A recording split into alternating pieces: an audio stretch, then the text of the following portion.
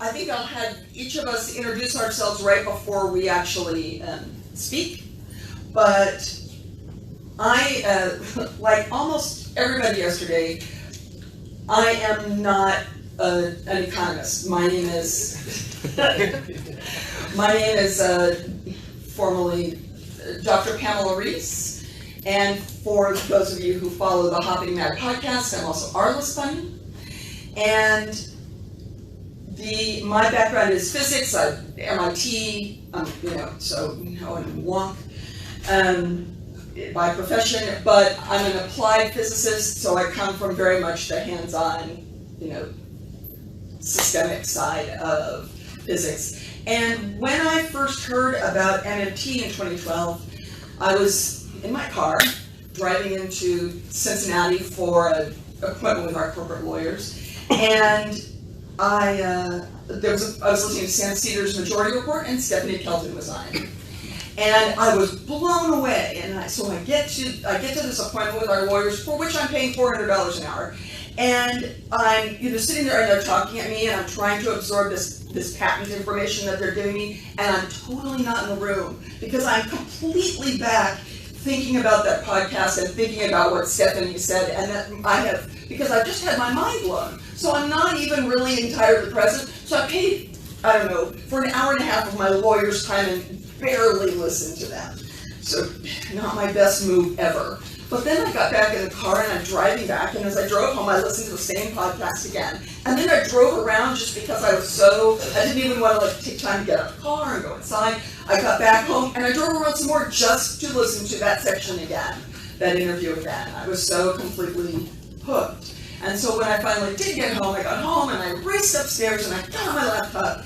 And it turns out that at that time there was really not much. There was a lot of stuff about MMT on the internet, but it was all by economists for economists. There was Warren's. There was a PDF of Warren's 7 myths or whatever it is. Yes. And but even that was kind of weirdly wonky, and it was so. Being a physicist and being very much interested in the very basic level of things, the particle level of it.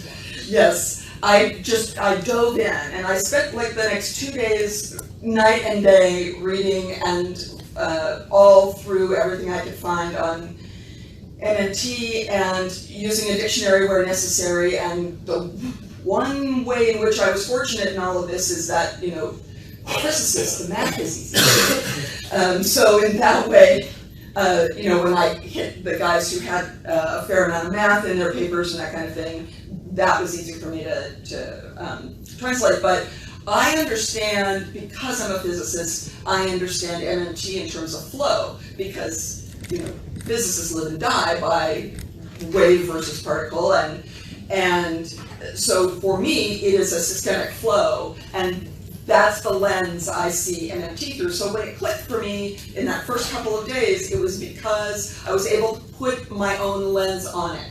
And when we are talking about popular versus academic education, I think that's one of the things we're thinking about. People are coming in from, software engineers and, all kinds of people with all kinds of different biologists. My husband's a biologist, so he saw it completely differently.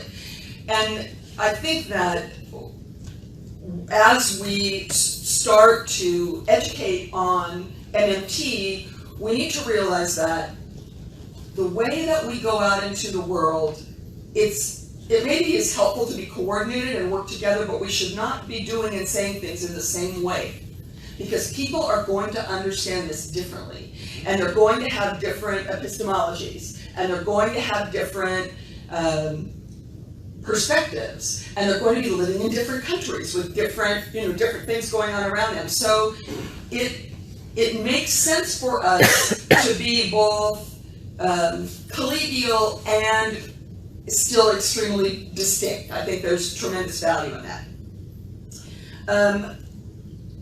I stumbled, as I said, over MMT in 2012.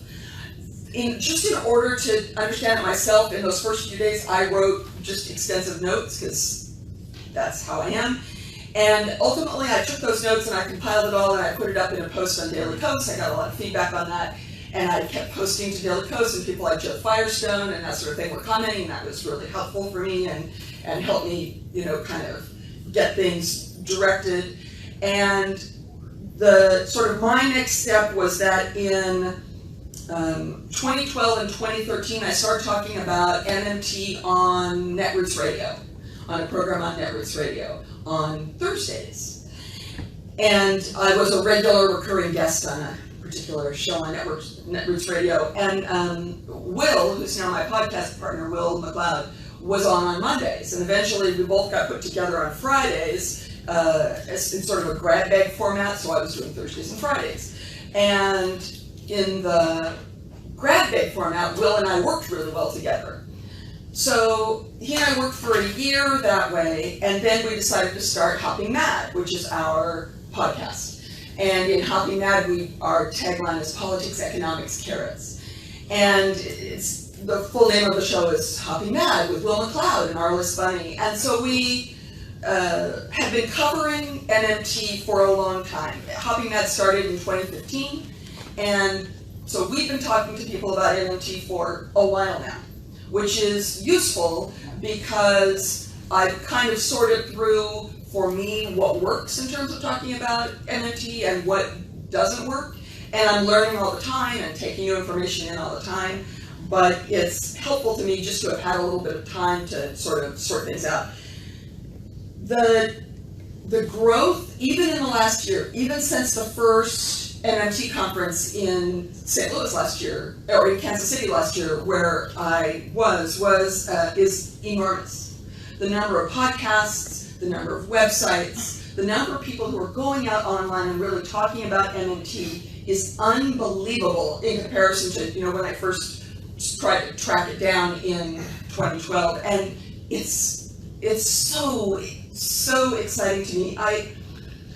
I really do think that the difference is, MMT academics, they have been doing the heavy lifting for 20 years. I mean, they have been at this with their noses to the grindstone, taking the hits, building the foundations,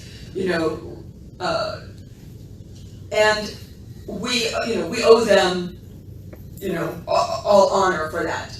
But I honestly think that it is the open-mindedness of millennials that is suddenly making this huge difference in MMT's ability to go out into the world. That millennials are keenly aware that the systems that we have now are not working. It is obvious they are not working. It's facially apparent.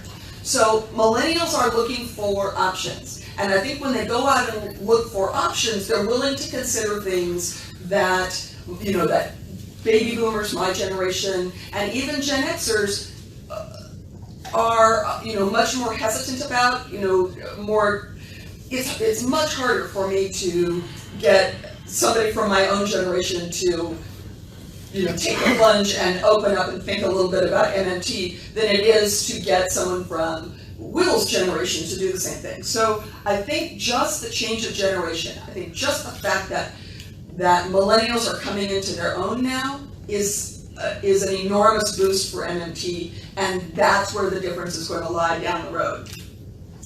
There are advantages to that because we're seeing this huge explosion in MMT, and people are beginning to actually understand that the physical space limitations they thought were apparent are not. But there are also disadvantages in that, of course, those of us who are not professional economists and not involved in the research and have day jobs, so to speak, we're going to be wrong sometimes. I mean, we're just going to be wrong. We're going to say it incorrectly. We're not going to say it completely enough. We're not going to clarify ourselves well enough. So it's easy for us to make accidents, to create momentum around bad framing. And so I think there needs to be some thought about how we work around that. But I honestly believe that, that's what happens when things are growing. It just, there's going to be a certain amount of spilt milk.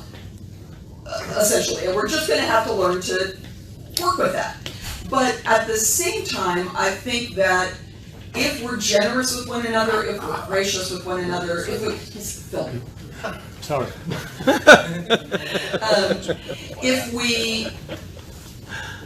if we have an understanding that a multiplicity of voices is of value, that we'll just work through those things, as opposed to, you know, getting in a tiff and getting in a fight and, you know, being annoyed with each other online and that kind of thing. I just don't think, I think there are not enough of us to go around as it is. We need every single one of us. So yelling at each other, not a particular value, in my personal opinion. It is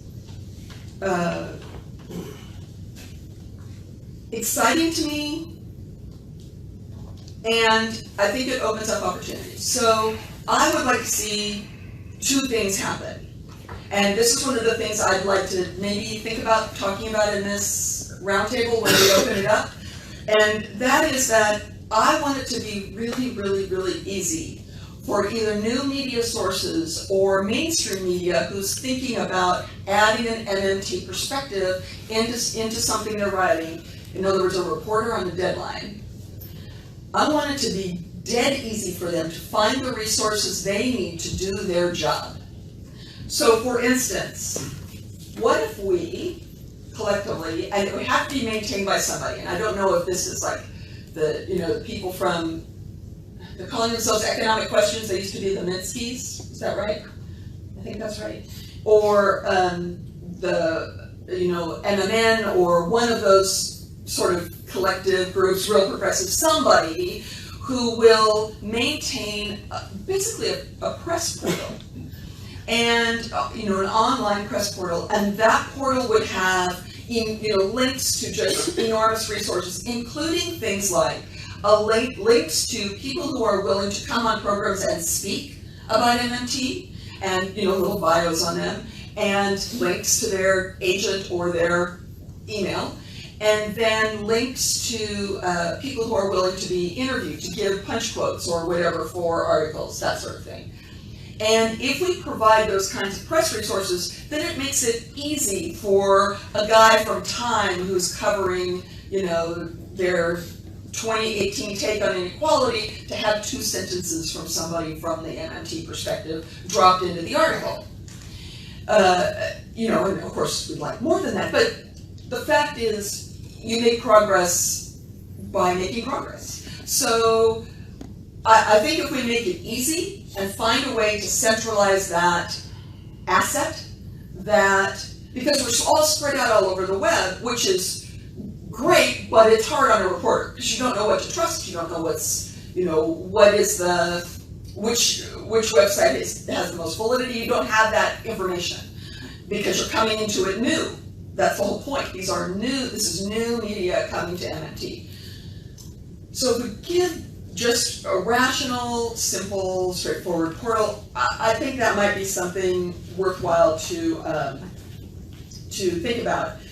The other thing is that I would really like to see, there's an enormous amount of focus in MMT on those couple of academics at the very top of this field. As there should be, these people they have earned that place.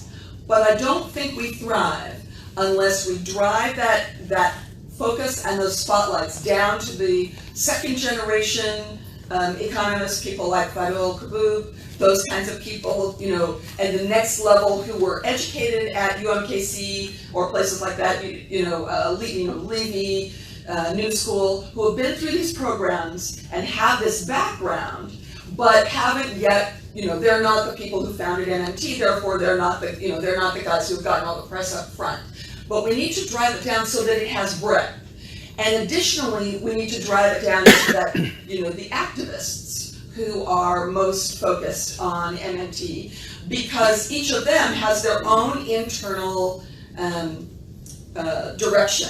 And, you know, whether they're talking about JG, or they're talking about green economies, or whatever their area of specialty is, they're going to have a much deeper knowledge in that area than I will ever have, because I am a generalist and they are specialists. So there's tremendous advantage in having resources available, for press and for ourselves, actually, as a community, to who exactly those specialists are. So I would really like to see us consciously drive the light down, so to speak. As much as we are trying to drive the energy of MMT from the roots up, and drive it from the people up, I think we also need to shine the spotlight, down into that layer of folks.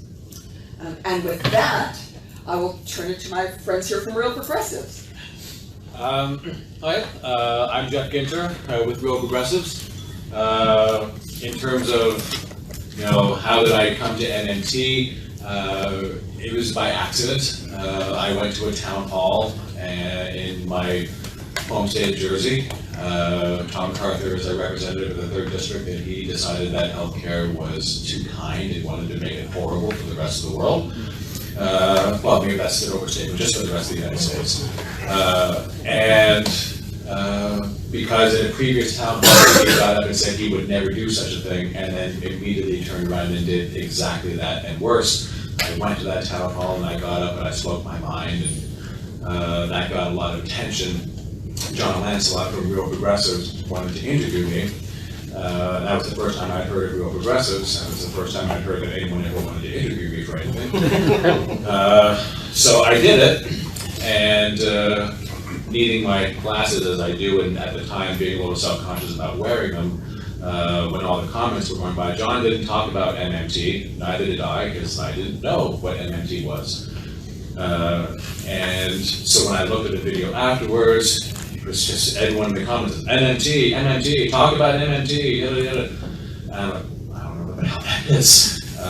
So I researched it, and I completely fell apart. Just 100%. That whatever was left of my psyche after the 2016 election was now forever surrendered to the god of, you are an idiot for not having gotten involved for 47 years, and those days are over. Because I promise you, everything that you don't like about the world that you're living in is the direct result of either your inaction or the lack of action of your fellow citizens. We want to blame the oligarchs, have at it. You know why? Because they're to blame. They are completely to blame. If you want to blame the media, do it. Do it because they are to blame. Run corporations, do it because they are to blame. And if you were to combine all that culpability in one pile, it would be dwarfed on a galactic scale by the culpability that we all share. Because there's nothing that they can do, nothing that can be accomplished if we stand up and say, no, we refuse to allow that to happen. We got a better idea, and you're going to do it. You know why? Because you're nothing, and we're everything. And we're going to see it done. But if we don't do that, then we get what we deserve. So when people always ask me about MMT, after I learned about it, and I studied it, and I completely, radically changed my entire worldview, I stopped asking, why is this not possible? And I started asking, why is this not happening? Because it is possible. We need to stop accepting less and less and less. Amen. The possibilities are evident everywhere, but everyone has been slowly put to sleep. Everyone has tacitly allowed themselves to be distracted. They have tacitly allowed themselves to look the other way. And before you know it, this is the ultimate game of boiling frog. We are so, by this point, preoccupied with self-survival, that we can't just look up and realize that it's not sufficient to save yourself. Because there is no saving yourself, even if all you can do is defer your own demise. But if we actually save each other, then we can do that.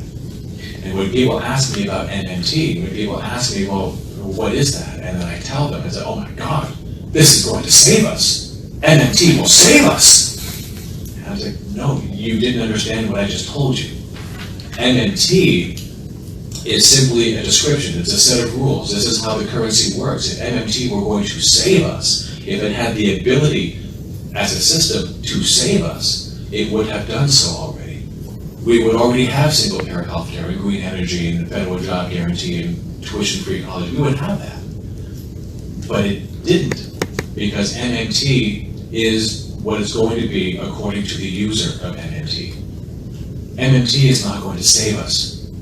You're going to, and you are, and you are, and you are. And you can't do it until you understand the rules of the road. Because the people that do understand it currently are the ones who already are rich and well-to-do, and instead of utilizing the knowledge of what it means to go off of a gold standard in 1973 and finally be able to use the resources of this country to make sure that everyone's lives are made better, that everyone has an opportunity to give back to the community, to enrich the community, to make sure that future generations will have what they never had. Instead of taking that knowledge and making that a gift to the rest of the world, they took that knowledge and said, oh, finally, we can have everything. Oh my God. And the only thing stopping them from doing that was us. And the only thing stopping us from doing that was knowing that it was happening in the first place. The only thing stopping us from doing it was understanding how the game is now played. We used to play checkers, and on the same board, they started playing chess. And we're still saying king me. And instead, they're saying checkmate. We have to understand how the game is played so that we can effectively combat it, so we can effectively stand up. There was not a person I have ever spoken to about MMT, not one. I'm not talking about online, that's a whole different ballgame, but not one person I've ever spoken to about MMT in person, taking the time it takes to explain what MMT is and what the ramifications of that are. All of them, conservative, Democrat, Republican, it doesn't matter. They understand, oh my God, I was fighting against single-payer healthcare because I was afraid of taxes. Everyone always told me that it was going to raise my taxes. And we all know what happens there. Taxes are going to have to go under, the business is going to go under, this is going to happen, that's going to happen. Once they understand what MMT is, and that we're not at a gold standard, and that their taxes are not necessarily going to have to go up, they might even come down, and the only thing we do is single-payer healthcare. Once they understand this, instead of pushing back against it, they stand up for it. If the worst thing that happens is someone who now understands modern monetary theory, that the worst thing that happens is that instead of fighting against it, they simply get out of the way and allow it to happen, that's still victory. But what we have an opportunity is to make actual converts, adversaries into allies. When they say that we have 70% plus of the population that wants to have single-payer healthcare, no matter how much it costs, that includes a lot of people who watch Fox News. Even in the face of all that disinformation, they still want it. They may not fight for it, or they may fight for it in a way with poison pills saying we're going to have to pay for it with taxation just to make sure it doesn't happen, but they don't know that's the case. So teach them that, and they will stand up and they will fight harder. MMT is not a savior, but we have 360 million messiahs in this country, and we can activate them all, and this is how we do it. And doing it online, that's subtle. You know, when I have an argument with people online, I'm not fighting with them. They're almost certainly not going to be the one that's going to come around. At least I can count on one hand with fingers left over how many times that was really a possibility. But they're not the target. The people that are reading it are the target. The people that you have no idea who you're reaching. You have no idea who the person is you're arguing with. It could be a 13-year-old boy masquerading as an economist from who knows. You have no idea who they are. You can guess based upon the information they bring. Maybe a 12-year-old boy. But they're not the target. The target is the people that are reading it. You have no idea you're activating. When we were on the train on the way home, the four of us, we were just having a discussion, about banking, about bank loan money versus, high-powered money from the federal government. We're just having a discussion. And as the train was pulling into the stop, someone said, "What are you guys talking about?" And we had a brief discussion and gave him a card. That man is now interested. The conversations you have are critically important, and you have no concept, how could you, of who you're going to reach, who's listening, besides the NSA. So whatever it is you're going to do, do it. Do it vocally, do it proudly, do it without shame. There's a meme that I have that I've yet to use because it kind of implies violence, and I'm not a violent person. I get angry, as anyone that's seen my video, you understand, I do get angry. But I do not advocate violence. But there is something, it's a picture of an ape, it's very much Planet of the Apes. He's in a suit, and he's got a gun, and the caption is, "Fight like you're the third animal on Noah's Ark, and it's starting to rain." And that's what we're talking about. I don't care what problem you're talking about, whether you're talking about all the people that die needlessly in our healthcare system, 45,000 because they can't access the system at all. If you fully fund Obamacare and everyone suddenly has commercial health insurance, you might mitigate that number. Congratulations, pat yourself on the back. But what are you going to do about the 220 to 440,000 that die because of medical errors in hospital? That is the direct result of a for-profit healthcare system that would rather look after its bottom line than your life. You haven't even touched that one. So what are you going to do? You got to fight like your life depends on it, because it does. And all the other things we can talk about, infrastructure, education, things that would enrich our lives, things that would make our lives better, things that would make society better, things that give our children a chance to actually live the life that we will never get to do because we're too busy doing this. I promise, you're all wonderful people. I don't want to be here. I got things I'd like to do that would enrich my life, and I have to do this. And I'm happy to do it if it's going to actually mean change for my children. But if you want it, you have to make it a priority. You have to be able to sacrifice. You have to be able to stand up. You have to be able to take the hits. You have to be able to say, I don't care anymore. Because ultimately speaking, what are we really in danger of? Climate change. All the things that we're talking about, this can be changed in 20 years. Show of hands, how many people think we have 20 years? How many people think we have 20 years before we have a tipping point? Not a single hand is going up. There, I thought. Well, this is the thing. This is the thing. We're there already. Exactly. So we're really just fighting for our lives. So when people get angry, when people lose their temper, they're fighting for their lives. And they know it. Some people can be more calm and more measured, and like Arliss said, people are going to understand in their own way. To the best of your ability, be flexible in your presentation. If you're talking to a politician, have at thee. These people are in a position to do the most good because they have their hands on the levers of power, and look at what they're doing with it. We don't have time to be kind, but if you can, feel free.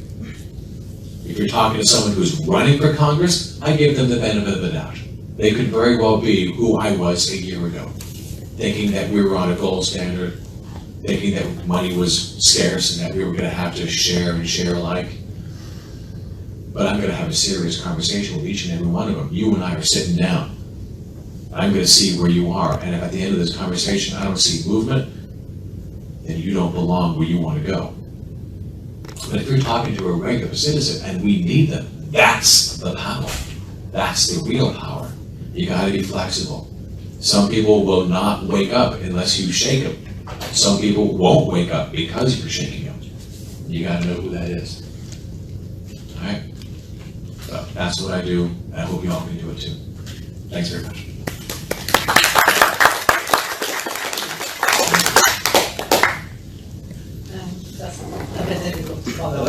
No, it's really not. I've seen you speak. I deal with this pretty much all the time. For those who don't know me, my name is Patricia. I work for a small media outlet in the UK called REKNR, and I have an MMT podcast which I share with a very good comedian called Christian Riley, who is a fantastic colleague of mine. My experience getting to know MMT started with the austerity debate that we had in the UK, and which prompted me to ask very important questions like how much government debt is too much government debt. And it seemed like such a simple question to ask, and it's something that I could solve in 5 minutes of Google search. To my surprise, there was no clear answer on it. I said, how can, I'm an engineer, so I completely relate to the physics aspect of it. Engineers wouldn't put up with an answer like that, not being answered, not having a proper answer. With a question like that, not having an answer. But then, so I looked for it and nothing made sense. And then I remembered a friend of mine had recommended Bill Mitchell's blog a while back, and I had ignored him because, I'm a proper establishment girl. I don't listen to your nonsense. And then I thought, well, I might as well give it a second shot. And then I properly paid attention to it and read it, and this happened. And it was quite funny because, it takes you a while to internalize it and to really understand, to kind of rewire your brain into thinking MMT. And to me, the moment that happened was at 1:30 a.m. when I was in bed, and my mind was still going. My boyfriend was completely asleep next to me, and I woke up and I just screamed, "Oh my God, I get it!" And I woke him up. I said, "Get up, I get it!" And I remember his face was just like, that cartoon that says, "Honestly, darling, I just don't give a damn." So I think he helped me because, in a way, I realized I need to make people give a damn about this. And as an engineer, I do complex physics, and then I present them in a way which are digestible to people like architects who couldn't care less about physics, and they're more visual people or more creative people. So I wanted to understand MMT in a way that would allow me to communicate it to the people that it mattered to communicate it to. And so I didn't know where to start because I didn't know any MMTers, I didn't know anybody who was into this. So I emailed Bill Mitchell asking for tips as to, where can you point me in the direction, because your blog is fantastic, but it takes, effort. Yeah. And he said, "Oh, I'm in London next week. Do you want to meet up?" I was like, "Oh my God, yes, of course I do." And I think he thought I was like a group of activists. And he's like, "You and your friends can meet me." It's like, "Sure, yeah." You took your dog with you. Yeah. And then I met him, and he was like, "So your friends?" And it's like, "Oh, it's too short notice. They couldn't make it." But the great thing is that he took 2 hours to walk me through the basics of MMT in a way that was digestible and easy for a lay person to understand. And I'm glad he put that much faith in me, because then I stuck with it. And then I wrote a first article, which I'm sure must have been absolute rubbish, for the REKNR. It was then the Panelists, but then he changed to the REKNR. And he actually offered to check it for me to make sure that I wasn't saying anything that was horrifically off. But the thing is, in the UK at the time, there wasn't anything like that. And at the time, there were a lot of fantastic blogs from very knowledgeable people who had taken the time to understand MMT far better than I had. But there wasn't anything aimed at lay people. And that's where I wanted to fill. And we had this Labour Party, I don't know if many of you are familiar with Jeremy Corbyn and Labour Party in the UK. And that was a tumultuous time for us. But I felt that it was needed. The movement it speaks to the heart quite a lot. When you talk about socialism, when you talk about healthcare and education, you can talk about compassion, and it's an argument that the left has won already. Time and time again. Compassion is a basic human instinct. But unless you justify it, unless you win both hearts and minds, like Noah said yesterday. Mm-hmm. You won't get anywhere, and people who tend to work for right-wing parties tend to care more about the logical aspects of things than they care than just about emotion. So I felt that I needed to give these people weapons to be able to fight it in a logical manner. And, austerity isn't just cruel; it's also nonsensical. So that I decided that was going to be my audience. I was going to aim for the progressives within the Labour Party and try to arm them with weapons to fight against the right. Now, how to do it? I mean, articles are fantastic because obviously you have time to explain and things like blogs, but Twitter has been a very good tool if you know how to use it and don't expect too much of it. And have patience. And I wrote a couple of tips actually about what I've learned from my use of Twitter and Facebook as well. In the Facebook, because you can write a bit longer, it's slightly different. Have thick skin. Yeah, have thick skin is one of the first tips. And I know to some people that may come easier than to others. But I used to be a waitress, one of my first jobs, and I remember, sometimes, most of the times clients would be great, customers would be really nice and kind. All the times they would be rude to you for absolutely no reason whatsoever. And when you are young and you're just starting your job, you tend to internalize it and take it quite personally. And I think I learned from that job that if I was going to do that every day, God, I would be depressed every day.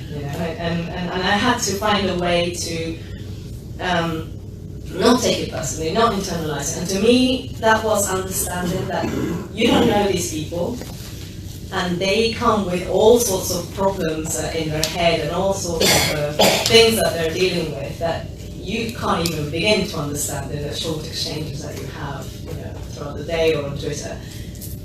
So understanding that helps you separate yourself emotionally from the conversation a little. It helps as well. I think I use my own name and my own picture on my Twitter account. Sometimes I wonder whether if I had used whether just using an organization's name and a random avatar might have helped me. Again, not take it personally. As a proud rabbit American, I understand that. Yeah, exactly. So that helps. The other thing about Twitter is that you're never going to teach the whole of MMT on a single Twitter exchange. It's just not going to happen. But you can hook people into it, and you can't say you can't refute somebody's point of view. When somebody screams about the national debt, you can say actually you don't want the national debt to drop because otherwise that's money out of our pockets. And if you frame it well and direct it towards the things that they are concerned with, they tend to ask more questions, or they might follow you on the chance that actually, you just said something that made me think a little. Maybe, you're worthy of a follow, and then you, what you do is you brainwash them slightly. you know what I mean. You slowly Unbrainwashed. you give them, you slowly give them sound bites or expand upon your first point, and then. Which then slowly makes them understand MMT, and whatever holes that are left, they can fill with the articles and the videos, of which now there is a big library out there. But so in order to do that, I think you have to meet people where they are. Some people are more academic than others. Some people can't do math at all, so don't even go there. Some people, as well as values. Some people care about the environment mostly. Some people care about welfare mostly. Some people care about justice of work and are very upset at the idea of being taxed, for example. And you need to listen and take the time to listen to what they're saying and dissect what they're saying and trying to understand what the underlying value behind it is, and then try to go for that. And but in terms of keeping your cool, and I do understand it's hard because I don't always do it. I try very hard. It's very hard, especially when it comes from people who you expect should know more, should know better. And especially when it comes from people in positions of power. I always have this idea that, if you're in a position of power, your role is to protect those who are not. Yes. And you shouldn't be put in that Right. And when I see people who have the power to do positive change, and instead they are turning against, the little activists or like Punching down. Yeah, punching down people is it infuriates me at a personal level, but also because there's this camaraderie between all MMTs, I believe. But I have two rules that I try very hard to stick to, and which I do break, but very, very rarely, and only occasions that really, really merit it. The first one is never swear. As soon as you swear, you can have very good reasons, and sometimes it's very justified. But as soon as you do it, you lose people. And the second one is never make attacks personal. Instead of saying, if you must, people sometimes say, oh, you're stupid. And it's a very natural reaction to have when you're getting frustrated at somebody and not understanding something. If you must say stupid, don't phrase it like that. Say, that idea is stupid. That specific thing that you have said is just silly. And it takes away the personal aspect of it. Some people will still take it personally, but you can then say, wait a minute, I didn't attack you, I attacked your idea. You could be the smartest person in the world, I don't know, but that idea is silly. And then it changes the conversation, and as long as you maintain their respect, they'll continue to listen to you. The other thing to remember is that, when you have conversations on Twitter, to remember, and I forget when I get in the heat of the moment, that Twitter is not a private conversation. So even if you don't win over the person that you're speaking to, there are other people looking in to the exchange, and they will make their own decision as to who is speaking more sense and who's the person worth listening to there, and who's. So if you're being composed, and the less emotional you are, and the more respectful you are, and the more sense you make, the more sometimes you get followers of random people that you didn't even know were looking at the conversation. Mm-hmm. So that's really useful. The other thing is at REKNR we're always looking for writers, and I don't know if many of you have blogs or have written on MMT before. Could you spell it? REKNR is REKNR. The Twitter handle is REKNR, REKNR mag. And we're always looking for writers that write in a very specific way. We want, so when people start a blog, I think there are various things that they typically do that are typical mistakes that they do, and that disengage, what they could be saying could be really good and worth saying, but it's the way they present it that sometimes loses the audience. Being concise is very important. Aim always to say the most with the least amount of words, and Twitter is very good practice for that. And it becomes an art form after a while, I think, and you can even use a bit of the. I think there's a prose rule about form following function, which you can push it towards that. Obviously, it becomes more artistic, but at the same time, it makes for a more enjoyable reading. The other thing is try not to use a first person, saying things like, in my opinion. I think if you're writing an article and you put your name as the author, it's obvious that everything that is in there is your opinion, so you don't need to re-emphasize it. And what's this unnecessary words that just add to the bulk. But ultimately, people read articles, unless you're like a celebrity, people read articles because they're interested in how the article reflects what they're thinking, or articulates a problem that they have, or allows them to understand the problem. They're very, very seldom are they interested in the actual person that reads the article. So you can. That's why you should aim to use it in the third person. Something that happens quite often because I'm in the UK and a lot of US activists do help us out, which is great. Do change the word the Fed for the Bank of England. Because as soon as you say the Fed, the British people just go blank. Yeah, I don't know, you're obviously not talking to me. And we try to do the other way around as well, but there are a lot more US activists, I believe, than UK activists, so it would really help us out. Yes. And I think that's it for me.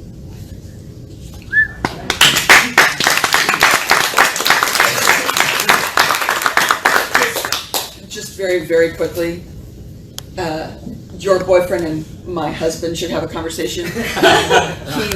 My husband wakes up at 3:30 one morning and I'm sitting there with my, iPad reading. He goes, "What are you reading?" And I said, "Josef Schumpeter." And he goes, "Who's that?" I said, "Oh, well, it's a dead Austrian economist." He goes, "What is wrong with you?" Okay, fine, honey, I'll make you feel better. It's my new boyfriend. That makes more sense. It's too late now, he's gone. Because he didn't get MMT. Hi, my name is Geoff Epstein. I'm with Real Progressives. I was never politically active at all. I mean, not at all, for most of my life. And then I discovered Bernie Sanders, and I honestly sort of grew up for the first time after meeting him, hearing him. So I worked for him full time. I left my job, my hang job, and I worked for him full time, volunteered for a good 5 months. Then campaign asked me to run on the ballot with him in our county. Geoff and I are local, and I did. Then I was a delegate for him at the DNC. So all of a sudden it just changed.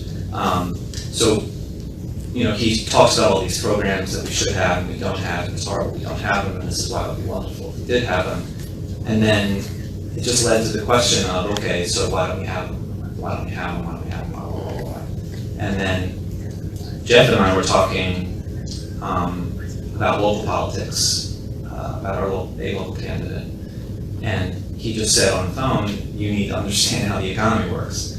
And he said, MMT, and I had never heard of it before. This was February this year. And we spoke on the phone for a good hour, and my head was spinning. I couldn't grasp it, but I knew it was a big deal. And then over the next month, we did two-hour-long conversations on Real Progressives. So people were witnessing him teaching me MMT. And it was really exciting. It was exciting for me, it was exciting for all the Real Progressives people watching, the light bulbs watching. And then I ended up, my life changed again. And I ended up creating a lesson. And I started growing that lesson, and in June, I ended up giving it formally to Grant Elwood on his show, which was very primitive. It was a very primitive lesson, but it was very popular. It went over very well. It was reasonably accurate, and it inspired his viewers, and it just was, turned out to be very popular. And so I ended up doing this lesson every single week on Real Progressives, roughly every single week, on average, certainly every single week, 8 o'clock on Saturday night. And so people were witnessing this lesson growing. So I kept on doing it, and then Rowan, I heard about the conference, and I don't know how exactly it happened, but Rowan invited me to do it here. I did it yesterday at lunch. I'm doing it again at lunch today in this room. Please come tell the people. So my goals are to teach people, but I honestly want to teach neoliberals, progressives who don't understand that they're neoliberals. And so my goal, my style, is to gain the trust of people. I have plenty of friends who are progressive neoliberals. So my style is to gain the trust of those people so that they trust me enough to sit down for an extended conversation. And it takes a long time, but it's really, it has worked very well. But my other goal is to inspire other teachers. And so I think them witnessing my learning process over these 6 months now has inspired other people to start teaching as well. And so when I was invited to do the conference, I finally created slides. I knew I eventually needed that, but finally I felt ready. So last week, for the first time, I did it with slides on Saturday at 8. And then in practice for the conference, I did it 8 times over this week. Now, yesterday was the 9th, today's gonna be the 10th, in 1 week. So I feel like it's, you know, now it's a reasonably solid lesson. So this conference is exciting for me because I haven't done the previous one, so maybe it also happened with the previous ones, I don't know. But I see this as a deliberate attempt for, you know, the higher level MMT people to reach out to the lower level MMT people. And that's really exciting for me. And I also think it has revealed a problem where I want to just run up and hug all these people I learned from. And I've felt embarrassed a number of times. I'm uncomfortable. I'm when I'm on stage, when I'm giving my lesson, it's highly scripted. That's my style. It's highly scripted and didactic and calm. And I'm perfectly comfortable. But in social situations with tons of people, and all of these people that I learn from and admire, it's very uncomfortable. So I wish that sort of consideration of the people that really are making an effort but are not that upper level, that might be considered. Because I think that needs to be broached, because I think they have a lot to teach us. I think we are sort of the army that they need to reach more people and pass on to them. So my last comment will just be, I'm really clear on my role. I think I sort of have done it unknowingly from the beginning, with small exceptions, that I have to defer to the experts. I mean, one expert here. No, not you, sir. We have to defer. We really have to defer. And actually, honestly, my lesson to Graham, I have nothing left to say to Graham. I've taught him everything that I know, and he needs a lot of time to soak it in, but he gets it. And so he is the first person that I have passed off to the experts. And he's scheduling and talking with Fidel. He's scheduling and talking with Steve, and that's really exciting to me. Steve, people can't see. I forget what I was saying, but yeah, that's all for me.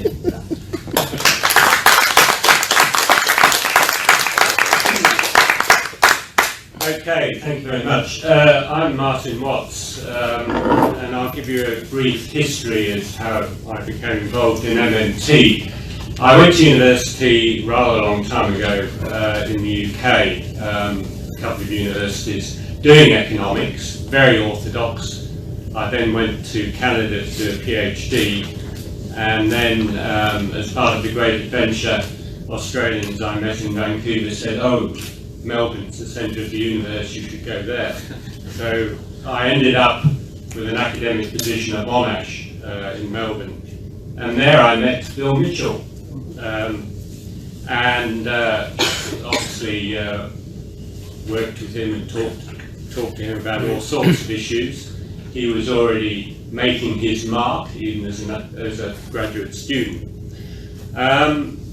Subsequently, he moved around, ended up at Newcastle a few months after the earthquake, and I thought to myself, gosh, I'll never go to Newcastle University because when's the next earthquake going to come along? But as it turned out, midway through 1990, he wrote to me and said, there are academic positions here and it's quite an exciting place given the sort of people on the academic staff. So myself and my wife made a lifestyle choice, it wasn't a promotion or anything, and ended up in Newcastle. And his MMT ideas were starting to develop, and we started writing together. Coffee was instigated in 1998. Vice Chancellor appreciated the fact that there was some financial support from a quite wealthy American, who you all know, or know of, and that added some impetus to the work we were doing. And of course, the ideas associated with MMT have developed, and obviously major influences of Randy and Stephanie and so on. I started teaching MMT at a third year level in a macro course after the students had been subjected to orthodoxy, And this caused a bit of confusion for them, that they were actually going to have to learn something and understand something rather than learning first and second year macro. There was something of a pivotal moment in 2012 because the head of the discipline said, I'd like you to teach first year macro. And I thought to myself, I'm not going to teach it as it is. It's got to be taught through with an MMT perspective. And of course there was no textbook, but Randy and Bill had been promising this famous textbook for a very long time. And we, myself and my colleague Andrew, we sort of made do with bits and pieces, no textbook. It's no point trying to use an orthodox textbook and then say, well, actually, we're teaching from an MMT perspective, because the students would just get totally confused. I mean, they're confused enough already at the age of 18, 19, as far as I can see. Pressure started to mount on us. No textbook, you've got to start using Stiglitz or Mankiw or whatever. So this slow progress with the MMT textbook was becoming very frustrating. I offered to assist in the process about 3 or 4 years ago, and they accepted it. They could see that they were both so busy that it needed a bit of an extra impetus, and maybe I could provide it. So we knocked out the Amazon version, which was really to sort of deal with the politics of my own economics group who wanted a textbook to be used. So I'm very interested in communicating MMT ideas, and obviously I've had quite a lot of experience in the teaching sphere. I must say it's become, at Newcastle, very frustrating.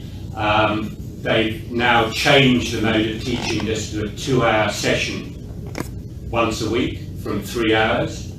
And here there's an expectation that students do a large amount of work between 1 2-hour session and the next. And of course they don't. And then it becomes exceedingly frustrating. I've retired from Newcastle and I haven't done any teaching since I retired.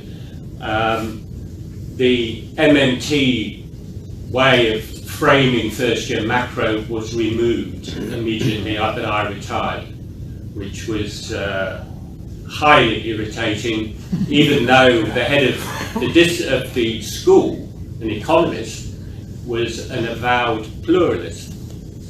So that's been a source of some frustration, but I'm retired and I don't get involved in university politics. So, yes, I am interested in communication. Obviously, over the years of teaching first year, 2012 through 2016, we sort of changed the way we teach it and trying to get those concepts over to students. I'm also interested in communicating ideas to non-economists who are academics. And in fact, I wrote a paper which I gave in York in the UK in July, a social policy conference. Now, I don't know if anybody knows anything about social policy as such or what these characters do, but they are well-meaning and they mostly have warm hearts. So they're sympathetic to people who are screwed by the system, but they tend to, in their research, work within the constraints that government imposes, namely fiscal austerity. So I wrote this paper, The Myth of Fiscal Austerity, which I subsequently realised would be useful to add to the papers that are available from this conference, so you can find it. And it really is an attempt to go through the arguments about fiscal austerity from go to woe. And I would very much welcome any comments if you want to read the paper. I'm also interested in how ideas are communicated in the grand project of persuading the masses, quote unquote, about MMT, and without going into a long monologue about how it should be done, I mean, one really has got to try to relate to the experience of people. Yes. So my starting point would be, you know, some of the major problems we face at the moment, putting aside climate change, is precarious work, lack of work, and stagnant wages. And one can explain the precariousness of work from the way that many countries have in fact changed labour laws to favour employers. And it really is associated with this shift from seeing unemployment as a systemic problem caused by governments not essentially running large enough deficits to an individual one. And these arguments about firms needing flexibility, etc., really stems from that view about the unemployed. And then, of course, you know, why aren't there enough jobs? As I say, it's a deficit, a problem of inadequate deficits, which then raises the whole issue of whether governments are budget constrained or not. But that, to me, is quite a useful way of starting the conversations, telling them about, you know, the operations of the central bank will make their eyes glaze over and is rather pointless. So I'm very happy to be involved in maybe revising this, which I was given today.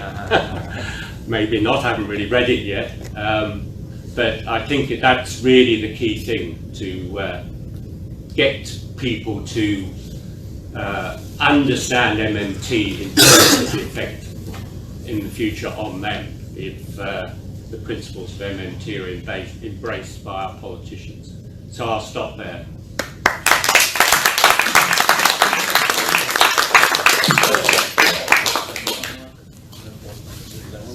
Yes. Okay. So I'll just pass this around, and really the point is for us to share experiences and come up with ideas. And again, as I said earlier, this is more of a round table as opposed to a teaching session. So Or a long table. yeah. So I don't think this is on, but thank you all for your great panel. I thought it was fantastic. My name's Steve Grumbine. I'm the founder of Real Progressives. Here we go. My name's Steve Grumbine, and I think that mic is recording. Okay. Well, in any event, I'm just me. You know, I've often likened myself to being the dynamite that brings the fish to the top of the surface and let other people scoop them up and be gentle and sweet and nurse them back to health. What I've noticed in my time doing this is that there's a huge demographic out there that's completely ignored and let go of, and that is the demographic that's suffering, the real suffering. A lot of people want a gentle play, be really sweet to one another, speak in a very academic sense, talk in very proper terms. But there are people out there literally with teeth rotting out of their mouth. There are people out there that are in jail constantly from recidivism because they've been alienated from the proper economy. They're living in alternative economies, and they're shooting each other. They're dying. They're shooting up. Tell folks where you live. I live in central Pennsylvania, which is very red state, very much flags and guns and hunting and so forth. So I'm a little bit of an anomaly in my own area. But the point I'm making here is that wherever I've gone, the people that fit those roles don't have an interest in MMT because too many people are tone policing. Too many people are trying to tell us, you should say that more gently. I don't like that abrasive tone. And that tone policing to me is revolting because I'm fighting for those people that don't have teeth in their mouth. I'm fighting for the people that are missing the dentist, missing the doctor. They're losing their families. They're losing their jobs. And if you've ever had that feeling, your feeling is not one of, oh, you know, perhaps we could have a gentle conversation about the economic realities of modern monetary theory. They're sitting there going, oh my God, I'm looking through the slats in the windows of my home to see if the guy's foreclosing on me. My car is being repossessed right now. I don't know what to do. That's that's what makes MMT powerful. And for the people that are living maybe a layer or two up that don't realize how it goes down, the tone policing is exceptionally offensive. Those who do that, it couldn't be more offensive. That's abrasive. I don't like that style. That hurts people that are really struggling because they don't want to hear this sweet, gentle thing. They want to know that somebody's fighting for them, that they feel the pain, they feel the extreme duress they're under. It's almost like being in a war zone. If you've not been there, let me tell you about it sometime. You know, and I think that that's one of the missing ingredients of the MMT community as a whole that's keeping the people that are most potentially saved, if you will, by this knowledge. Our lives, many of us middle classers, will probably be marginally impacted in a good way. Maybe we get better health care. Maybe we sleep better at night knowing that our children are better taken care of in the future. But the people today that are literally having gaping holes in their teeth, and have you ever tried to sleep with an abscessed tooth before? Anybody? Probably most people here have never had that experience. I'm not saying not all, most.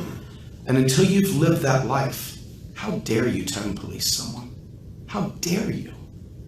Their pain is real, and that's what MMT satisfies. You want to know about meeting someone, you said it, and I wanted to stand up and applaud you, because you got to meet them where they're at. It's not where you're at. Oh, it's such a gentle thing. No, it's a painful thing. And until you realize that it's the underside that really gets hurt with austerity, they have no fat to give. But may I ask you? Sure. My point is, I think that there's room for more than one way of talking about this. In other words, what I'm trying to say is, I'm not talking about tone policing. What I'm saying is, let's not yell at one another. Oh, no. You know, because we're all on the same team. We're just trying to say things differently to different communities of people and people who are coming from different places. But that's the point. The people that are doing the high end should understand that the low end needs to hear it the way they need to hear it, and not tone police. That's what I'm saying. Yeah. And there's a tendency for tone policing that's got to stop yesterday. That's all I got to say. Thanks. I actually had to think about this for a while. There are absolutely some people that need that. People need to know that someone's fighting for them, the passion, the emotion, and anger. There's absolutely people that need to know that. I agree with that. I don't choose that. I don't choose that personally. I don't choose to listen to that kind of style personally. But there is a real beauty in having all of these different kinds of styles.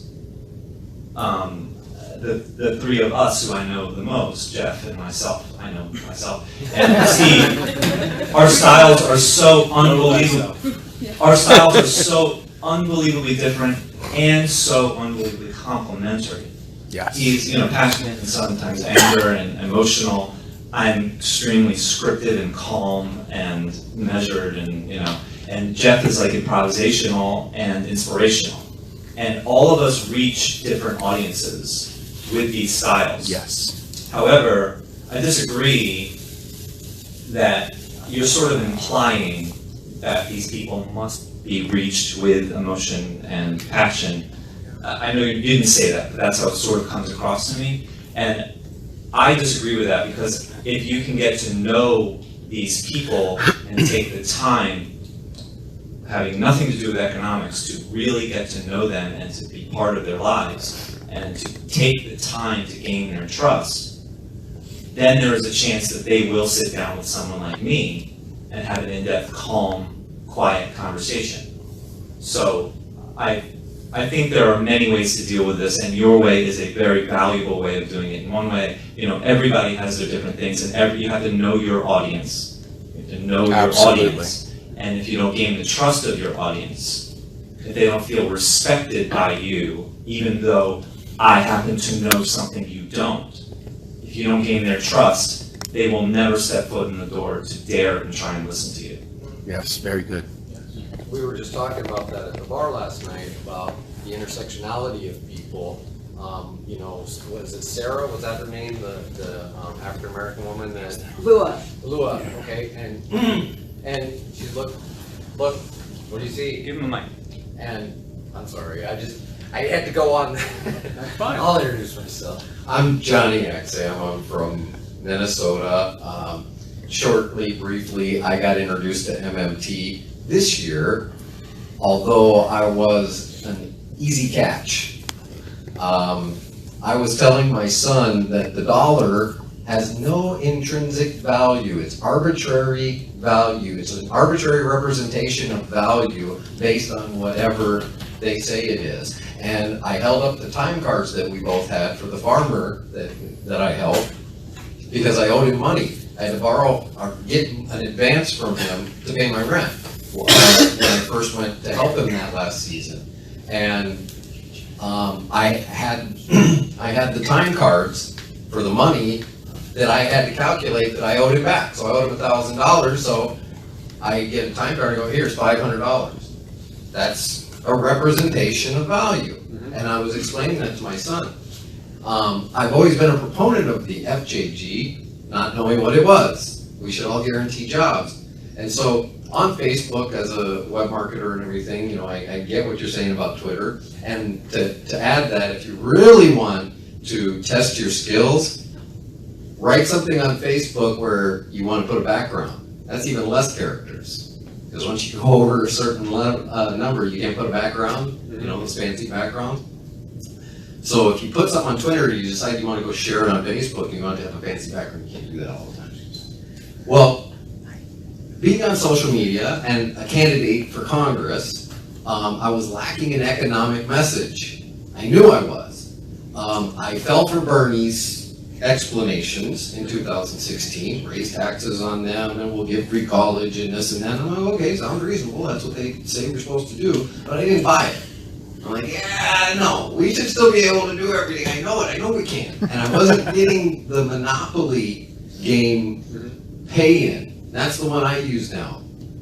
You know, it's like a Monopoly game. How does the game start? Everybody picks a piece. Okay. Besides that, you got your pieces. Now what happens?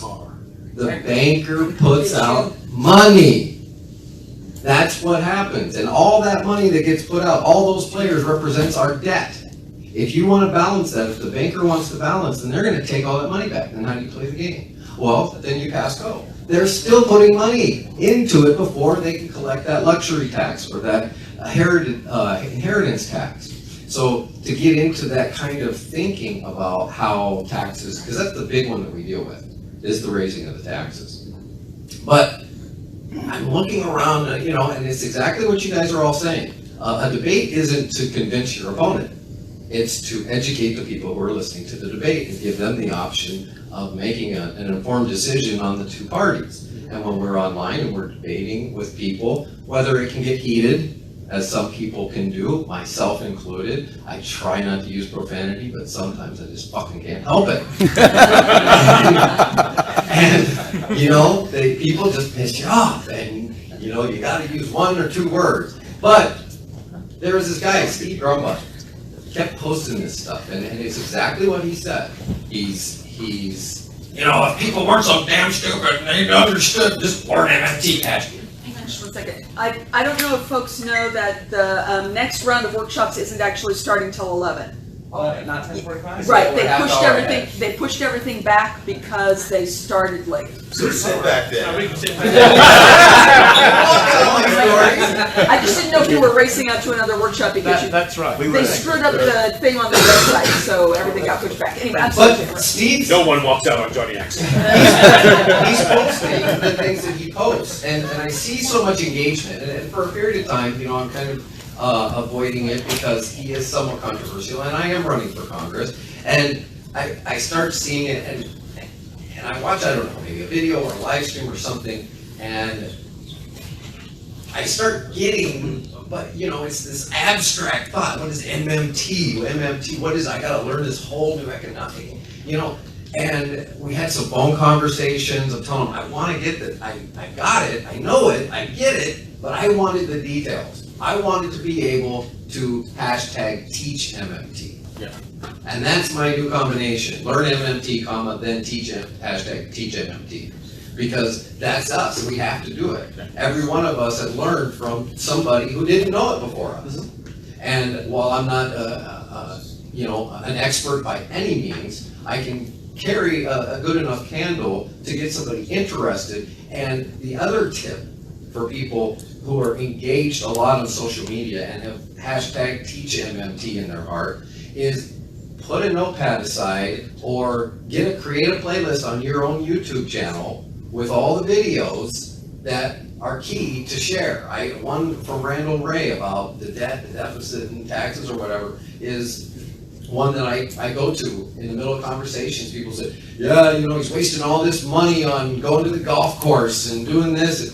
Yeah, our tax dollars. And I said, well, it's wasteful, but our taxes aren't paying for that. I just wanted to make a point about what Steve had said before about sometimes people do the emotional, they have very good reason to, and the swearing, I am not against swearing. I know what you meant. You're absolutely right, though. I'm just saying that, when you are speaking to the people that you need to persuade, sometimes, to be more effective, sometimes you have to avoid it. But I do completely agree on the fact that if you are able to keep calm in a conversation which is as important and emotional as economic reality, you are in a position of privilege. If you are able to keep calm about it. But if you are in that position, it is your duty to then speak for the people who cannot. Amen. Which is why I agree with you. I don't like the term policing because there is so much to be angry about. Yes. And I try to don't police myself because I can afford to. But if I see in the Labour Party we had this thing where a lot of members joined in the Labour Party when Jeremy Corbyn came in, and the Labour Party establishment immediately felt attacked on social media because these people were working class and suffering the worst of the austerity policies, and they had good reason to be angry. I mean, they were literally dying, Going up in flames in buildings. I'm going to ask them to be calm and polite, obviously not. And then the Blairite establishment of the party started complaining about these people and trying to kick them out of the party for being rude or abusive on Twitter. And so when it happens in MMT, the same thing happens. You speak to progressive economists who then say, oh, you know what, MMTers would have a lot of luck if they weren't so rude and abusive. And Bam. like, come on, how, you have to be a massive ivory tower to speak like that and not to realize how much pain and suffering there is at the bottom of the scale. When you look at economics, it's just a set of numbers and not something that has real impact for people that can happen. But I completely agree with your point, Steve. I was just say something quick and I'll give it back to you. I see MMT as calm and simple and hopeful, and I see the alternative as not. So if you can remain calm, then that just reveals the negativity of the other person, and it reveals that MMT is, has those qualities. Can I, Our friend from Deficit Owls, I think, is. so my name is Sam Levy, and between Bill and I here, we're Deficit Owls. So I'm gonna try and push back a little bit and also maybe synthesize, because in my mind, it's really should not be about calm versus passion or tone policing. Is not the right question, because I think, Geoff, you put it really well. You said something like, some people need to be shaken, and other people, that'll turn them onto this, and other people will be turned off because you are shaking them.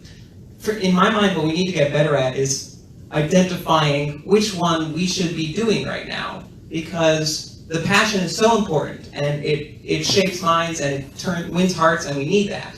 Absolutely. But also, what we need to be more than anything else is effective. We need to make sure that what we're doing works. And so we need to use that passion and that struggle and that strength when it's going to work. And in situations where it's not going to work and it might even be counterproductive, we shouldn't be doing it. Know your audience. To that end, I got something to say about it, kind of relating to what Steve was saying. You know, be who you are. You know, I say this a lot, and for those that have seen my live streams, and I say this a lot, my apologies for repeating myself, but this is going out to the world, so, you know. I talk about love. My God is love. My religion is love. You know, and a lot of people will say, well, I saw you yelling at that congressman. Don't tell me that you believe in love. No. You're of the opinion that peace equals quiet. You know, and you cannot have peace under the circumstances that we have by being quiet. You have to get loud. You know, and that is still a position of love. You know, there's only two basic emotions. There's love and there's fear. And if you are afraid of something, that is going to lead to anger. What you do once you get to that point, are you simply paying attention to the fear, or do you anchor yourself to love? I'm afraid for my children, I'm afraid for my family, I'm afraid for my community, I'm afraid for my country, for my planet, for everything that lives and breathes on this planet. Don't tell me I don't have things to be afraid of, because I know what you're doing. So I am afraid, and knowing that it's being done for political purposes. These are not absolute necessities. These are not absolute effects. These are political choices. You are doing it on purpose. So I'm angry now. Now what do I do? If I go by fear, that anger is going to become destructive. I am not going to be thinking rationally. I'm going to be lashing out, and I may be completely correct in everything that I'm saying, but I am not in control anymore. And I'm going to do more damage than I'm going to do good. Even if I win that fight, what have I got left? So, and just give me 1 second. If you anchor yourself to love, you have choices now. You can be in control, you can still get angry, you can show your anger, you can yell, but you get to be controlled and measured because you're remembering what you're fighting for. Now, if someone is tone policing because you are passionate, because you are going out there and you are saying something that needs to be said and fighting for people that need to be fought for, and then someone else comes along and says, well, that was kind of rude, you shouldn't do that. I think now you got to put on a different hat. You were passionate for them, now you get to be compassionate for someone else. That person was triggered and offended and is taking the time to let you know. And now, instead of saying, well, how dare you do that, even though you may be feeling and thinking that, we also want to be effective, right? And if we simply say, how dare you do that, we were effective for this person, but we failed this person. You know, we got 360 million people out there. We don't have to be all things to all people, but we are more than what we seem individually. You've got 7 billion people. Yes, absolutely. So to my mind, I think you're absolutely right. You should be angry, and you should be yelling at your congressperson, and you should be going on YouTube making videos and telling everybody how angry they should be, because people should be angry, and I'm angry, and that's important. But at the same time, when someone just walks up to us and says, oh hey, what's this MMT thing? We don't need to start yelling at them. Exactly. And people, I guess, like for some reason, people have decided that I'm like a paragon of patience or something, and I don't think I am. You are respectful. Well, Period. in my you are mind, respectful. Thank you. When someone hasn't asked you for advice, you don't yell at them. You learn how they're like before you even start talking. In my mind, every single interaction that I have with anybody in life period, but especially these conversations, should be a learning experience for me. If I'm doing something and it's working, I should learn from that. If I'm doing something and it's not working, I should be thinking, what should I be learning from that? What should I try differently next time it's going to make this thing work? And if I do the same thing 5 times and it's not working, and they're not getting it, and they're not, moving towards our side, then I go, it's me, I'm doing it wrong. Something is not working, and I need to change it to be more effective. We're talking about basic human decency.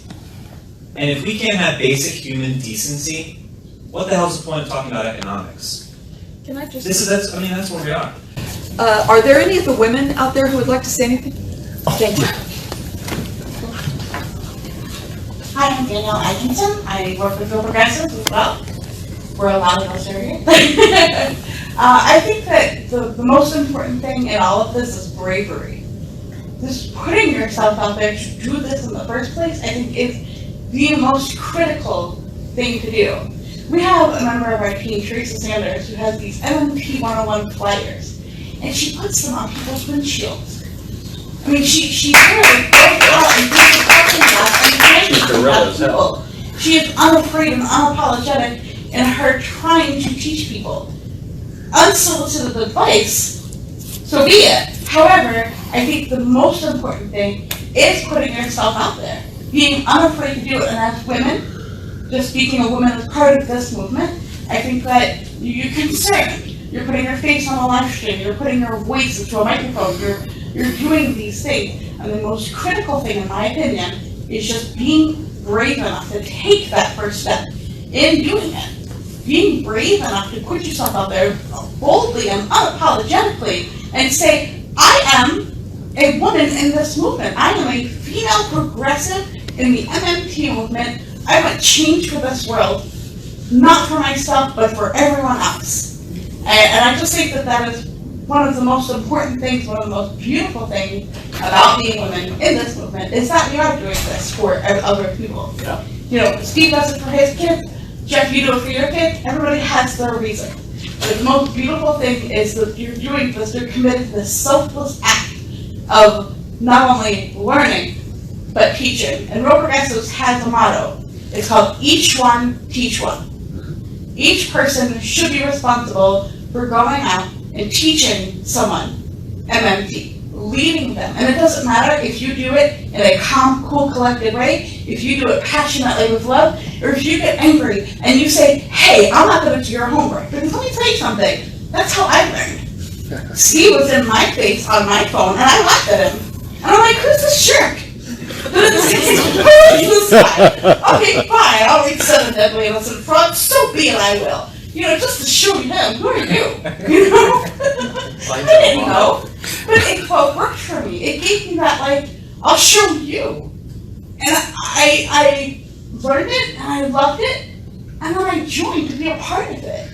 Because it takes all different types of people. It's the name of this panel, right? Different strokes for different folks.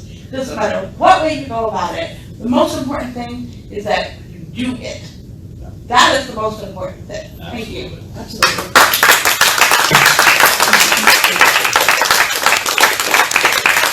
Well, it's 10:50 and our workshop is the farthest away from the center of the world, so to speak, for the same. So I think maybe we should probably scamper if you want to be at your next workshop in a timely manner. If we may.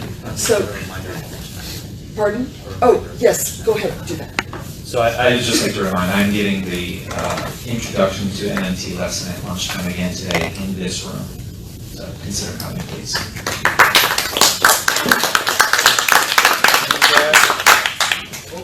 Mr. Gumby. Dude, look, hey, look, that is a man who is proudly in love with me.